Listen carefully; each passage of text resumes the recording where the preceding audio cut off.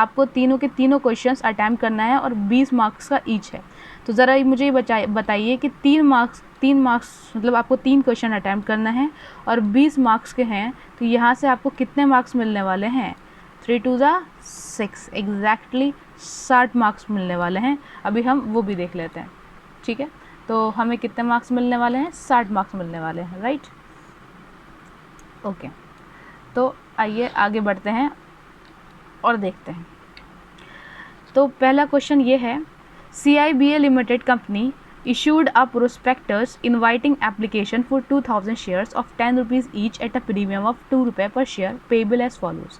तो क्या हुआ है कि जो सीबा लिमिटेड है या CIBA लिमिटेड है, उसने क्या करा है, उसने प्रोस्पेक्टस इशू करा है। प्रोस्पेक्टस आपको पता है कि होता है इन्विटेशन टू पब्लिक। क्या होता है? Invitation to public. अब इन्होंने जो प्रोस्पेक्टस इशू करा है ये 2000 शेयर्स का इशू करा है और उसकी कीमत कितने रुपए है? 10 रुपये है, ठीक है। और उस पर 2 रुपये प्रीमियम के भी हैं। प्रीमियम आपको पता है जो भी उसकी फेस वैल्यू होती है, उस फेस वैल्यू से अगर हम ऊपर कुछ पैसा चार्ज करते हैं तो उसको हम बोलते हैं, क्या बोलते हैं? प्रीमियम बोलते हैं। और अगर इस फेस वैल्यू से अगर हम नीचे कोई पैसा चार्ज करते हैं तो उसको बोलते हैं डिस्काउंट। एग्जाम्पल बता देती हूँ कि अगर किसी शेयर की फेस वैल्यू 10 रुपीज़ है, अगर मैंने इस 10 रुपीज़ से ऊपर चार्ज करा, जैसे इन्होंने चार्ज करा है 2 रुपये चार्ज करा, राइट। कितने चार्ज करा इन्होंने यहाँ पे? 2 रुपये चार्ज करा। तो 10 + 2 कितना हो गया यहाँ पे? 12 हो गया। समझ में आ रही ना बात आपके? ठीक है, तो ये 2 रुपये प्रीमियम होगा। सिमिलरली अगर ये 10th है और कंपनी ने 8 रुपये का शेयर इशू करा है तो 2 रुपये क्या होंगे? डिस्काउंट के होंगे, ठीक है। आगे बढ़ते हैं, आपने कक्षा 12वीं में पढ़ा होगा। आगे, ऑन एप्लीकेशन पे 2 रुपये, अलॉटमेंट पे 5 रुपये इंक्लूडिंग प्रीमियम। अब यहाँ पे उन्होंने बोल दिया प्रीमियम, तो प्रीमियम कितने रुपये का था? 2 रुपये का था। तो यहाँ पे कितना हो जाएगा? 3 + 2, यानी कि 3 रुपये किसका है? अलॉटमेंट का पैसा है और 2 रुपये का है? प्रीमियम का है। ये आपने कक्षा 12वीं में पढ़ रखा है। और फर्स्ट कॉल 3 रुपये, तो फर्स्ट कॉल में कितने हो गए? 3 रुपये और सेकंड कॉल में 2 रुपये हो गए। अब आप गिन लीजिए कि भाई साहब फेस वैल्यू 10 रुपये हुई नहीं हुई? 2 रुपये + 3 रुपये, ये कितने हो गए? 5 रुपये। 5 रुपये 5 3 8, 8 9 10, तो 10 हो गए हमारे? नहीं होगा? बिल्कुल 10 हो गया। 2 रुपये का आएगा प्रीमियम का, वो प्रीमियम का आ गया, तो टोटल 12 रुपये हो गए। आगे उन्होंने क्या बोला है? Application were receive for 3000 shares and allotment was made pro rata to applicants of 2400 shares, ठीक है। तो इन्होंने इशू कितने करे थे? 2000 शेयर्स इशू करे थे, राइट। कितने इशू करे थे इन्होंने? 2000 शेयर्स इशू करे थे। और इनके पास जो लोगों ने एप्लीकेशंस भेजी वो कितने की भेजी? वो भेजी है 3000 की, लेकिन इन्होंने सिर्फ 2400 को ही एक्सेप्ट करी, मतलब 600 रुपये, मतलब 600 शेयर्स जो है उनका पैसा वापस कर दिया होगा। Money overpaid on applications was employed on account of sums due on allotment.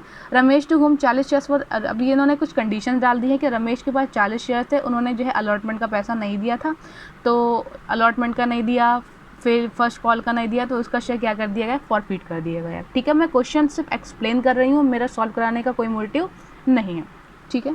आगे बढ़ते हैं। Mohan the holder of 60 shares fail to pay the 2 calls. Okay, fail to, जो मोहन है उन्होंने भी क्या करा है? मोहन भाई साहब जो हैं 60 शेयर्स का पैसा देने, 60 शेयर्स थे उनके पास और वो 2 कॉल्स पे नहीं कर पाए हैं। His shares were forfeited after the second call, तो दूसरी कॉल होने के बाद इनका शेयर भी फॉरफिट कर दिया गया।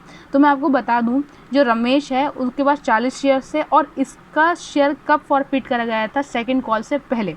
और मोहन जो है उसका जो शेयर फॉरफिट करा गया है वो सेकंड कॉल के बाद करा गया है, ठीक है। आगे, ऑफ द शेयर्स फॉरफिटेड, ठीक है, so shares were sold to Krishna as fully paid. जितने भी शेयर्स फॉरफिट करे गए हमने किसको बेच दिए हैं?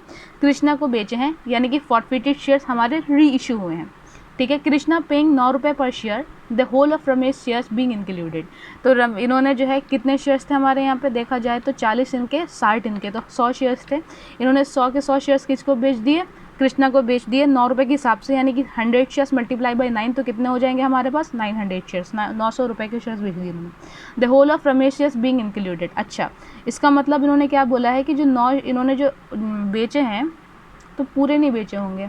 अच्छा, मतलब इन्होंने 900 शेयर्स पूरे नहीं बेचे हैं, सॉरी 100 शेयर्स पूरे नहीं बेचे हैं, लेकिन जितने भी शेयर्स बेचे हैं उसमें ये जो रमेश के 40 शेयर हैं वो इंक्लूडेड है, ठीक है। आगे, whole of Ramesh has been included, give necessary journal entries, prepare cash book and balance sheet. तो ये आपको जब आप सॉल्व करेंगे तो पता चल जाएगा कि हमारे मोहन के कितने शेयर्स बिके, यानी कि इन्होंने बताया नहीं है कि कितने बिके हैं, ये आपको खुद पता है कि आपको कैसे सॉल्व करना है। मैं सॉल्व नहीं करवाऊँगी, अब जो बैच आएगा उसके लिए सॉल्व करवाऊँगी, लेकिन अब टाइम नहीं है सॉल्व कराने का, ठीक है। आगे बढ़ते हैं। और अथवा में यानी कि ऑप्शनल में एक और क्वेश्चन दे रखा है, और सबसे अच्छी बात है ये थ्योरेटिकल है, ठीक है, इसमें थ्योरी है, ये प्रैक्टिकल नहीं है। पढ़ लेते हैं क्या है, यानी कि आपका प्लस पॉइंट है ये, कि अगर जहाँ क्या प्लस पॉइंट है कि अगर कोई न्यूमेरिकल आ रहा है तो उसके वाइस वर्सा आपको क्या मिल रहा है ऑप्शनल में, आपको ऑप्शनल में मिल रहा है ये, मतलब थ्योरी मिल रही है। तो पढ़ना स्टार्ट करें, पढ़ते हैं। State the various methods of redemption of debentures. Debentures को रिडम्पशन करने के चार मेथड होते हैं, और मुझे पता है ये भी आपने 12th में पढ़ा था। याद दिला दूं, पहला होता है हमारा कौन सा मेथड होता है, लमसम मेथड। दूसरा होता है ड्रॉस लॉट, ठीक है ना, मतलब वो इंस्टॉलमेंट वाला। तीसरा होता है कन्वर्जन वाला, और एक और होता है, वो कौन सा होता है, मुझे वो याद नहीं आ रहा अभी। चौथा वाला क्या होता है, मेरे को याद नहीं आ रहा। आपको पता है क्या होता है चौथा वाला? चलिए ऐसा करना, चौथा वाला जो है आप क्या करिएगा, कमेंट में बताइएगा कि चौथा वाला मेथड कौन सा होता है। Explain the various, explain explain the various journal entries under the method of debentures sinking fund, यानी कि आपको ये जो डिबेंचर्स हुए हैं उसकी आपको जर्नल एंट्रीज भी बताना है, ठीक है। तो एक क्वेश्चन 20 मार्क्स का था, जिसमें अगर आप देखें ये क्वेश्चन, तो ये भी काफ़ी आसान क्वेश्चन था, ठीक है। जो प्रैक्टिकल क्वेश्चन आया था ये 12th वाला ही है, और आपने 12th में बहुत प्रैक्टिस करी होगी, एक बार रिवाइज करने बैठोगे तो आ जाएगा। उसके बाद ये जो दे रखा है थियोरिटिकल बेस्ड, ये भी बहुत आसान क्वेश्चन है, ठीक है। आगे बढ़ते हैं क्वेश्चन नंबर 2 की ओर। Following are the balance sheet of alpha limited and beta limited as on 31 March 2016। तो ये बैलेंस शीट आपको गिवन है, काफ़ी छोटी है, मेरी आंखें बहुत नाजुक हैं। आप फर्स्ट पॉइंट पढ़ लीजिए, मैं नहीं पढ़ा रही हूँ क्योंकि जब बैलेंस शीट ही नहीं पढ़ी तो पॉइंट्स पढ़ने का कोई फ़ायदा नहीं है। सेकंड पॉइंट भी पढ़ लीजिए, और अगर आप चाहते हैं कि आपको स्क्रीनशॉट लेना है तो स्क्रीनशॉट ले लीजिए। थर्ड पॉइंट भी पढ़ लीजिए, फोर्थ पॉइंट भी पढ़ लीजिए, ठीक है। ऑप्शनल में देख लेते हैं। देखिए ये था हमारा प्रैक्टिकल बेस्ड क्वेश्चन, और ऑप्शनल में जो आपको दे रखा है वो कौन सा दे रखा है आपको, थ्योरेटिकल बेस्ड क्वेश्चन। अभी पढ़ाती हूँ वो भी मैं, ओके। तो थ्योरी वाला क्वेश्चन भी देख लेते हैं। कहाँ गई है थेरे तू, अरे मेरा बच्चा चंदा, ये है। What do you understand by bonus. Bonus से बड़ी खुशी मिलती है ना, बोनस बोनस बोनस होता क्या है वैसे, यस, मतलब जो चीज़ हमारे नॉर्मल वेजेस या कॉम्पनसेशन से ऊपर मिलती है वो बोनस होती है। क्या पूछती हो राजा, ये तो हमें पता ही है। हाँ मुझे पता है कि आपको ये पता है। चलिए आगे देखते हैं। तो आगे देखते हैं, what are the different modes of payment of bonus. अब बोनस जो है हम उनको जिस मतलब किस तरीके से पेमेंट करते हैं वो हमें डिफाइन करना है। What records are made in the books of a company at the time of issuing bonus shares out of the general reserve। तो क्या क्या जनरल एंट्री पास होती होंगी उस टाइम वो बताना है हमें, ठीक है। क्वेश्चन नंबर 3 की ओर। What do you understand by minority interest in connection with the consolidated balance sheet? How is it calculated? Illustrate your answer by giving a suitable example। तो ये भी थ्योरी आ गई आपकी।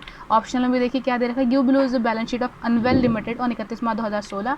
ये आपको दोबारा से एक प्रैक्टिकल क्वेश्चन गिवन है, ठीक है। आप इसका स्क्रीनशॉट ले लीजिए। ये है इसकी बैलेंस शीट, राइट, और ये इसका जो है नीचे के मतलब इसका ये और ये एडजस्टमेंट्स दे रखे हैं, ठीक है, ओके। तो यहाँ पे आपके 3 क्वेश्चंस, यहाँ पे मतलब सेक्शन ए जो 30 कितने मार्क्स का था, 60 मार्क्स का था, जिसमें 3 क्वेश्चन आ रहे थे और 20 मार्क्स का एक क्वेश्चन था, वो कंप्लीट हो चुका है। अब आता है सेक्शन बी। तो बढ़ते हैं सेक्शन बी की ओर। अब सेक्शन बी में आप देखिए क्वेश्चन नंबर 4 गिवन क्या है, give answers of any 5 of the following in 100 words. 100 शब्दों में आपको जवाब लिखना है, राइट। अब से क्या हो गया, ठीक है। और एनी 5 इसका मतलब है 5 से ज़्यादा ही होंगे जब भी एनी 5 लिखा हुआ है, ठीक है। और इन्होंने आगे बोला है कि 6 मार्क्स का एक क्वेश्चन है, यानी कि अगर आपको 5 क्वेश्चन करना है, कितने क्वेश्चन करना है आपको, अगर 5 क्वेश्चन करना है और आपका एक क्वेश्चन कितने मार्क्स का है, 6 मार्क्स का है, तो 5 6 ज़ा 30,